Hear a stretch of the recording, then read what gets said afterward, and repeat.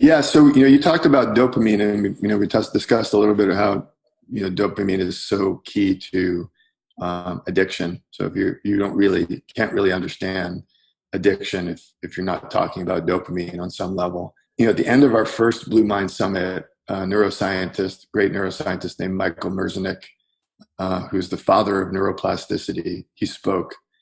His job was to take as long as he needed to say whatever he wanted about the entire day. And he did a brilliant job. And one of the things that he said at the end of that amazing day was that if we can harness our natural addictive tendencies as a force for good, just as a provocative idea. So if our brain tends to easily form habits and become addicted to things that mess us up, what if we could harness that dopamine more as a force for good? So, for example, Van Carrazza, who I write about in the book, he's a former professional surfer, drug addict. Now he runs something called Operation Surf. When he tells his story, it's powerful because he said, I hit bottom as an addict. It scared the hell out of me. But now I'm still an addict, but I'm addicted to black coffee, surfing, and helping people. And so his day is all about having a cup of coffee and helping people learn to surf. And a lot of times those are first responders and veterans and at-risk youth.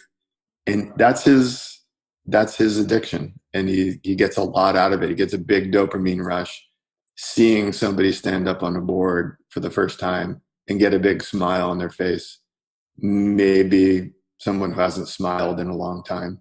And so that idea that these activities that give us these dopamine rushes can substitute for other ways people get their dopamine, which may wreck their bodies, may wreck their families, may wreck their community.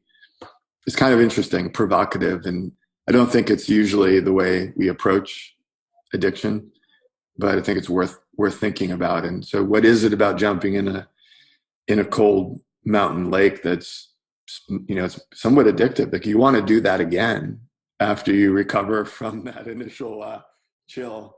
You kind of like think about it. You're like, how can I get some more of that mountain drug, that water high?